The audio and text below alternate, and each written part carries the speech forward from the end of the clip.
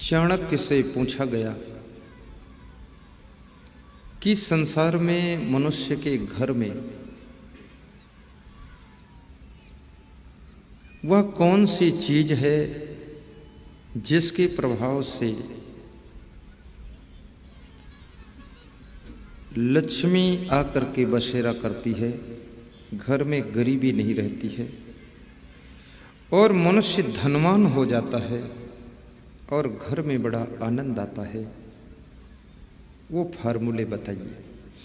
तो चाणक्य ने कहा कि 3 चीजें ऐसी हैं जब मनुष्य में उत्पन्न होती है तो उसके घर में धन लक्ष्मी की कमी नहीं रहती है, शांति और संपत्ति दोनों भरपूर हो जाती है।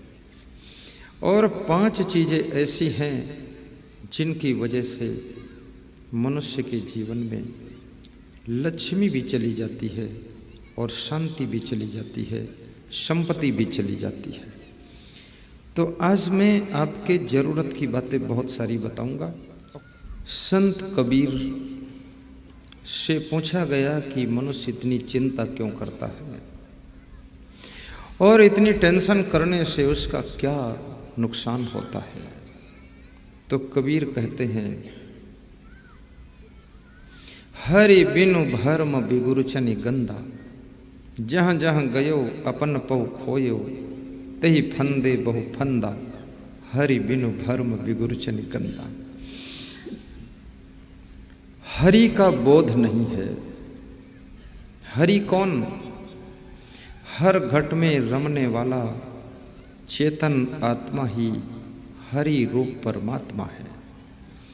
उसका जब तक हमें बोध नहीं होता है, ज्ञान नहीं होता है, हु एम आई, हूँ कौन छूं, मैं कौन हूँ, गुजराती भाषा में बोलवानुं छे।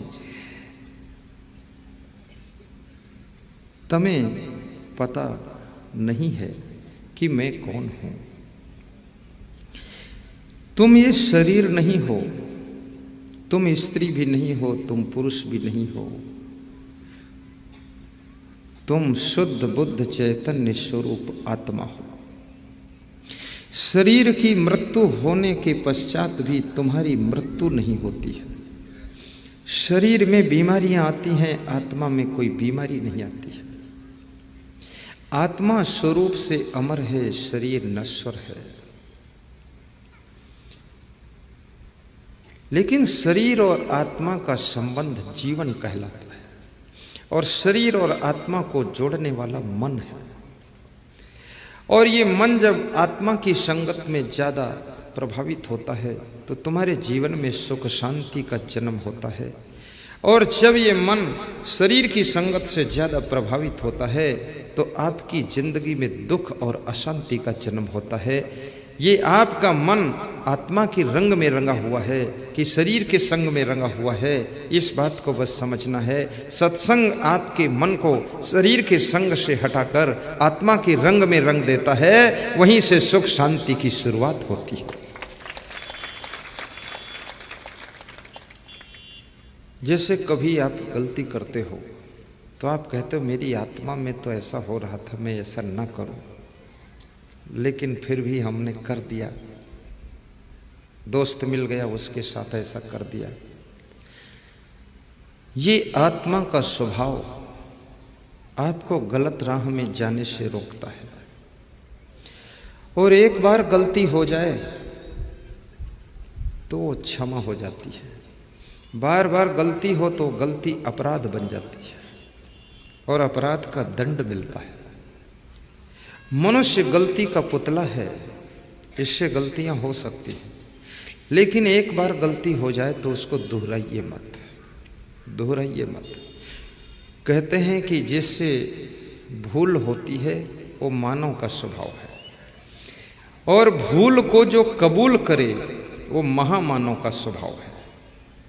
और भूल कोई दूसरा करे और अपने ऊपर उसकी गलती को ले ले, वो संत हृदय का स्वभाव है।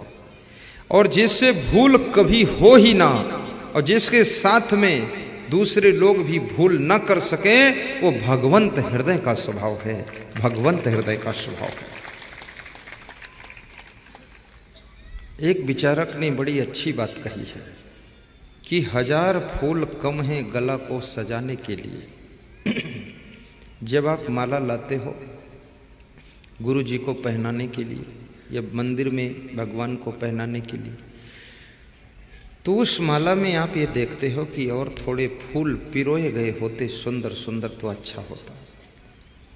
1000 फूल कम हैं गला को सजाने के लिए, 1000 फूल कम हैं गला को सजाने के लिए, एक फूल काफी है जिंदगी भर रुलाने के लिए, जिंदगी भर रुलाने के लिए।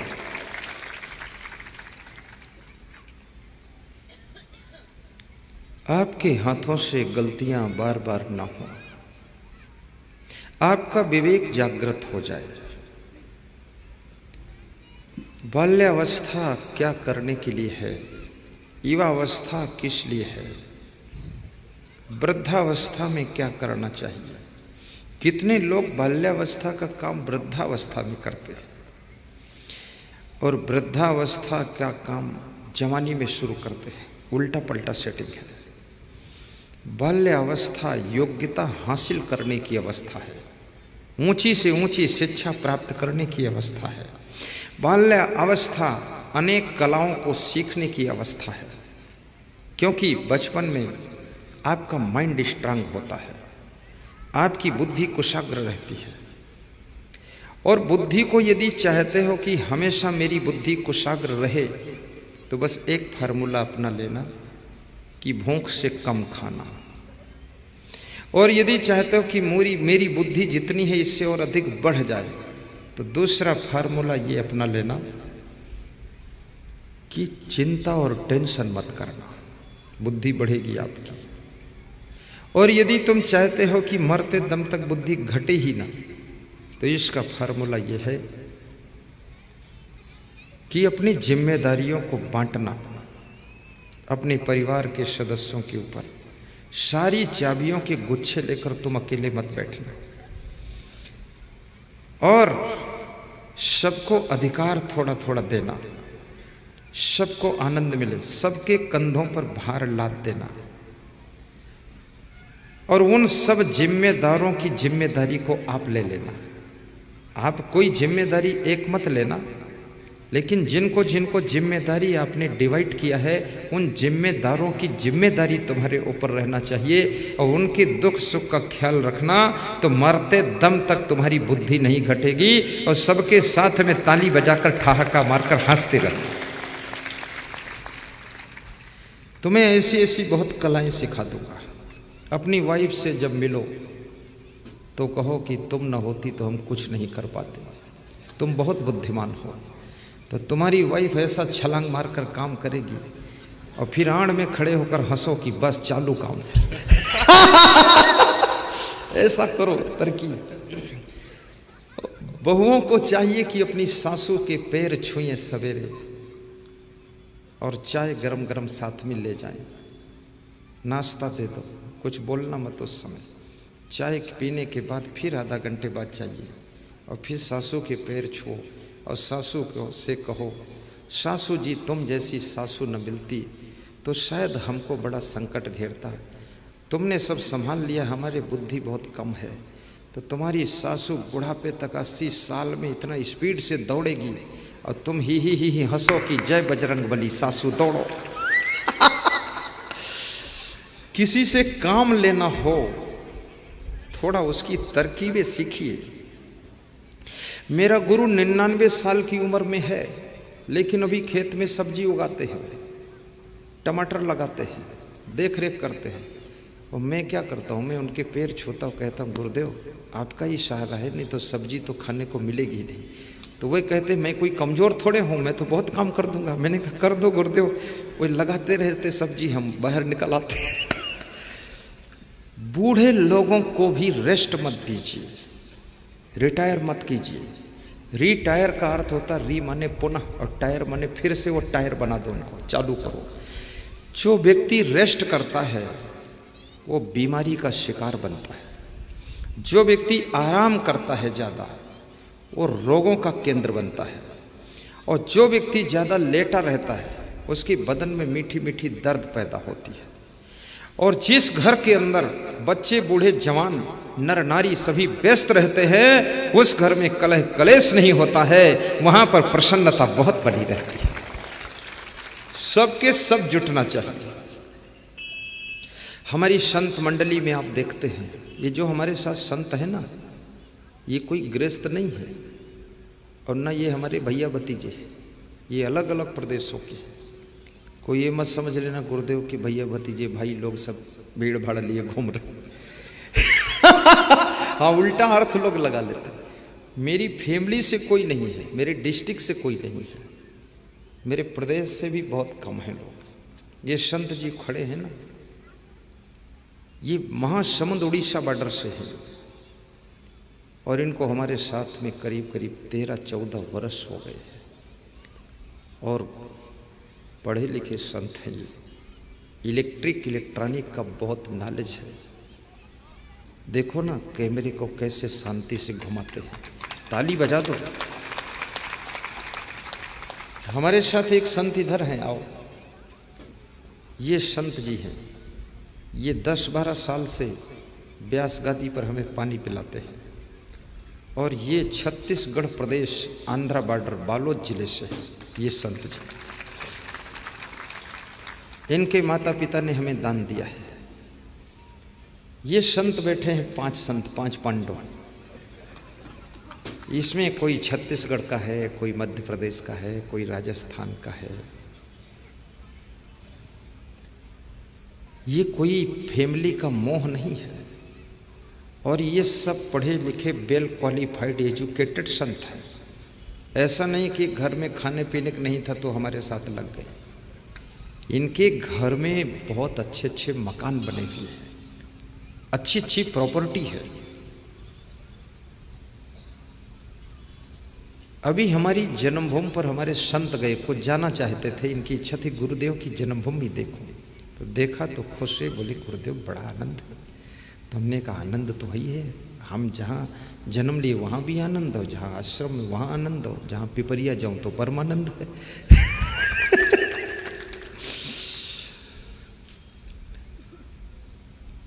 ये संतों का दर्शन, ये ब्रह्मचारी संतों का दर्शन तुम पा रहे हो। मैं आपसे निवेदन करूंगा, अगर संत न बन सको तो किसी महान संत का ध्यान लगा लेना। यदि संत न हो सको तो संत को थोड़ा धन्यवाद दे देना, और यदि तुमको धन्यवाद देने का भी समय न हो तो संत का प्रवचन टीवी में सुन लेना।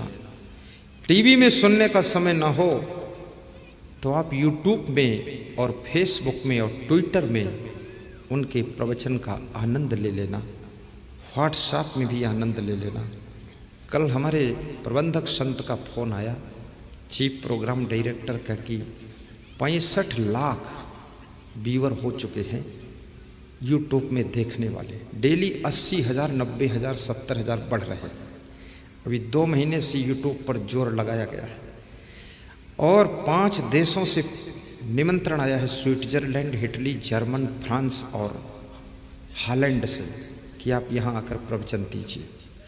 जैसे राम सीता जी रेखा लांघ कर लंका पहुँच गई, और लंका से जब सीता जी को वापस राम लाए तो राम ने सीता जी से तर्क नहीं किया, तुम रेखा क्यों लांघी थी, अगर मगर क्यों म्यों नहीं किया।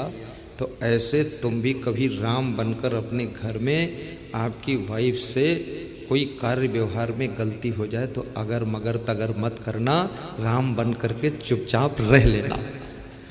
कभी राम बन के कभी श्याम बन के चले आना, प्रभु जी चले आना। सीता साथ लेके धनुष हाथ लेके चले आना, प्रभु जी चले आना। सीता साथ लेके धनुष हाथ लेके चले आना प्रभु जी चले आना। तुम कृष्ण रूप में आना, तुम कृष्ण रूप में आना। राधा साथ लेके मुरली हाथ लेके चले आना प्रभु जी चले आना। राधा साथ लेके मुरली हाथ लेके चले आना प्रभु जी चले आना। कभी राम बन के कभी श्याम, आइए चले आना बलवंत सिंह डिप्टी रेंजर, चले आना। कभी राम बन के कभी श्याम बन के चले आना प्रभु जी चले आना। बस तुम होशियार हो, एकदम पावर ब्रेक लगा देते। कभी आपके जीवन में आवश्यकता पड़े तो राम बन करके वीरता के साथ राक्षसी प्रवृत्तियों का दमन करना, राम का रूप बना करके अपने पिता की आज्ञा का पालन करना, कभी लक्ष्मण बन करके अपने भ्राता की सेवा करना, कभी भरत बन करके अपने भाई से प्रेम करना, कभी राम का रूप लेकर भाई भरत के लिए राज का त्याग करना, और कभी शत्रुघ्न बन करके अपने घर में मौन रहना, कभी सीता जैसी नारी बन करके अपने पति के पद चिन्हों पर पीछे पीछे भी चल देना। और आपका पति संकोच में हो तो सीता का स्वरूप तुम्हारे अंदर प्रकट हो, जैसे राम संकोच में थे केवट को उतराई देने के लिए, तो सीता ने अपनी सोने की अंगूठी उतार कर दे दिया था। तो ऐसे अपना आभूषण उतार कर दे देना, लेकिन अपने पति को संकोच में मत डालना, क्योंकि नारी का आभूषण पतिव्रता धर्म होता है, साधु का आभूषण क्षमा धर्म होता है। और याद रखना, कोयल का आभूषण मीठा कंठ होता है। और याद रखना, कुरूप मनुष्य का आभूषण सुंदर विद्या होती है।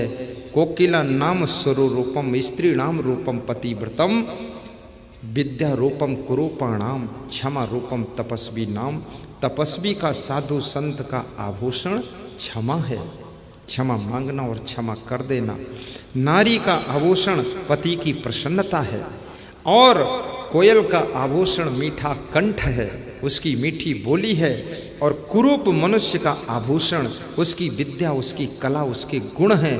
इसलिए इंसान को गुणवान बनना चाहिए। गुणवान मनुष्य का आदर हर स्थान पर होता है। गुणवान बनोगे तो आपको संसार में सम्मान मिलेगा, धनवान बनोगे तो सुविधा मिलेगी, विद्वान बनोगे तो आपकी वाणी सुनी जाएगी, और याद रखना, महान बनोगे तो आपकी पूजा होगी, और भगवान बनोगे तो आपका गुणगान संसार में होगा। आप महान बनो, गुणवान बनो।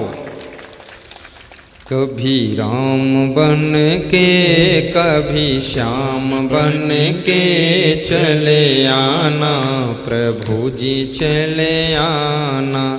कभी राम बन के कभी श्याम बन के चले आना प्रभु जी चले आना। बस तो मैं आपको बता रहा था, आत्म ज्ञान प्राप्त करो, आपकी चिंता दूर होगी। जब तुम्हारा जन्म होता है, रोते रोते तुम पैदा होते हो, और सोते सोते बाल अवस्था निकल जाती है, चिंता करते करते जवानी बीतती है, और दुख भोगते भोगते बुढ़ापा कट